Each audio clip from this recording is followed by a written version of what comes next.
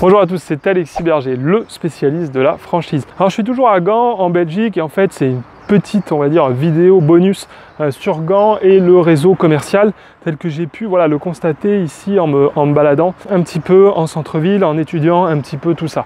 Il faut savoir que encore une fois, qu'importe ce que vous faites, franchise, pas franchise, enseigne, pas enseigne, la ville où vous allez vous implanter, c'est vraiment quelque chose de très important et c'est pour ça que je voulais vous en parler. C'est-à-dire qu'il y a des concepts, je le dis toujours, qui cartonnent à un endroit, pas à un autre. C'est pour ça que j'aime pas, je sais que c'est les titres qui font cliquer à mort, que les gens adorent. Si je faisais un truc, la liste des 10 meilleures enseignes en franchise en 2018, ça serait une vidéo qui marcherait, mais ça serait une vidéo de merde, je vous le dis tout de suite, encore une fois, je vous le dis cash, ça serait une putain de vidéo de merde, parce qu'il y a des marques qui performent à un endroit et pas dans l'autre, et on peut pas juste dire, voici les 10 meilleures enseignes en 2018, et n'importe où vous allez vous installer, ça va marcher, pas du tout.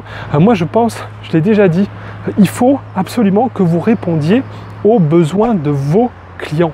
C'est ça la clé de la réussite.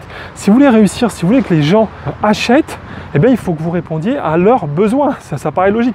Vous ne devez pas leur ajouter un truc dont ils n'ont pas besoin et ils n'en ont rien à faire. Non, vous devez regarder votre ville et vous dire, moi c'est exactement ça que j'ai fait dans ma présentation, la vidéo où je vous montre mon parcours. Je vous explique justement pourquoi mon premier magasin, je l'ai ouvert dans telle ville. Parce que j'avais vu que je me suis dit ça, ici, ça y est pas. Et donc les gens, je vais leur apporter quelque chose, encore une fois. Ils vont vraiment se dire, bah oui, ça on l'attendait, donc ça y est, bam, on y va. Donc si pour ça que la liste des enseignes, c'est un peu du pipeau, parce que non, vous devez répondre à un besoin et aux besoins des clients locaux. Personne ne va faire 50 km pour venir chez vous. Alors pourquoi je vous parle de ça, et ici à Gand, ça m'a effectivement impressionné, c'est que le secteur, en fait, le marché, il est très concurrentiel. Il y a vraiment énormément en centre-ville de locaux commerciaux et énormément à louer. Ça, je vous cache pas que c'est jamais très bon. Quand vous êtes dans une ville qui a marqué à louer à peu près tous les 20 mètres, il faut commencer à s'inquiéter. Moi, quand j'ai commencé à Luxembourg, c'était l'inverse. Luxembourg, c'était très difficile. Il n'y avait quasiment pas de locaux à louer et donc ça vous prend beaucoup de temps, il faut chercher, les loyers sont élevés.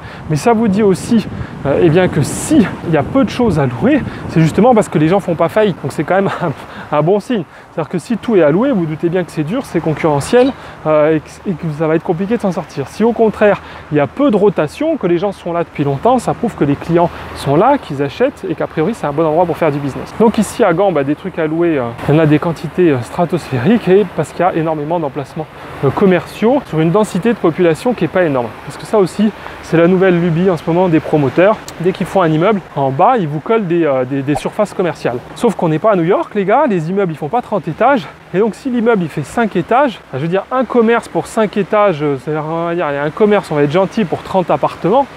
Enfin, qu'est-ce que vous voulez faire, quoi? C'est beaucoup trop. Je veux dire, il y a une densité aujourd'hui commerciale entre les zones commerciales, les retail parks qui se construisent en plus quand ils rénovent en centre-ville. Si les mecs, dès qu'ils construisent en plus un immeuble dans les légères périphéries, ils mettent de la surface commerciale en rez-de-chaussée, ça fait vraiment trop. Et je pense qu'ici, à Gand, ça me semble compliqué de faire du business. Il y a un centre commercial qui se trouve ici, juste à côté. Derrière, j'ai trouvé un petit endroit sympa pour filmer, mais là-bas, il y a un centre commercial qui est assez récent, et même dans le centre co, on voit bien que les grandes enseignes, que ce soit en franchise ou pas, on sent qu'ils ont du mal et que c'est pas la folie. Il y a encore des cellules vides dans le centre commercial, donc même si le centre commercial n'arrive pas à se remplir, et bien forcément dans les rues avoisinantes c'est encore plus compliqué. Donc voilà, méfiez-vous de ça. Trouvez quand même une ville où vous avez un potentiel d'implantation. Je le répète, et pour moi ça passe par une étude d'abord de la concurrence. De voir un petit peu comment se développe le marché, les chiffres d'affaires qui sont réalisés par les points de vente qui sont déjà installés, et ensuite surtout trouver des enseignes qui répondent aux besoins des clients. Et si vous voyez que vous n'avez ni l'un ni l'autre, c'est-à-dire que vraiment il y a vraiment beaucoup de vides locatifs et que toutes les grosses enseignes sont déjà présentes et que malgré cela elles n'arrivent pas à performer, dans ce cas-là, peut-être que c'est pas une bonne ville tout simplement pour s'implanter. Il faut comprendre les raisons. C'est parce que c'est peut-être le centre-ville, qu'il y a des zones qui performent énormément en extérieur, des grands centres commerciaux ou des retail parks, et c'est plutôt ces zones-là que vous devriez viser. Après, si vous êtes déjà installé ici, moi j'ai des fois des gens qui me contactent, ils sont déjà des commerçants installés et qui aimeraient que je les aide à redresser leur commerce. Là, naturellement, vous n'avez pas le choix. Si vous y êtes, c'est très compliqué de partir parce que ça coûte très cher de déménager un magasin, parce que souvent, encore plus en franchise, eh bien vous avez des aménagements intérieurs qui sont précis à réaliser et c'est pas toujours facile de tout transporter. Et dans ce cas-là, pas le choix, il faudra trouver des solutions, j'ai envie de dire locales, pour vous en sortir, c'est-à-dire voir comment communiquer, voir comment être plus performant, créer des événements, essayer de générer le buzz pour quand même ramener des clients dans votre point de vente. J'avais fait une vidéo justement sur ça, comment redresser un commerce en difficulté. D'ailleurs, elle est un petit peu plus ensoleillée parce qu'elle était tournée au Portugal. Tapez sur YouTube, je le mettrai dans la description si vous voulez la regarder. Voilà, j'espère que vous avez aimé cette vidéo sous le temps gris et maussade, je vous le cache pas, de Gand, donc en Belgique, et on me voit même pas quoi, c'est vraiment dans le noir total. Voilà, j'ai évité la pluie de peu, ça commence à tomber. Comme toujours, mettez-moi un gros pouce bleu si vous avez aimé, partagez cette vidéo, abonnez-vous, faites-moi péter le compteur parce que je veux que ça grimpe.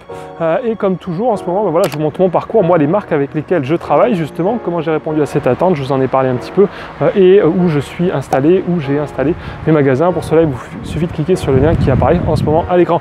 Je vous dis à très bientôt, ciao ciao.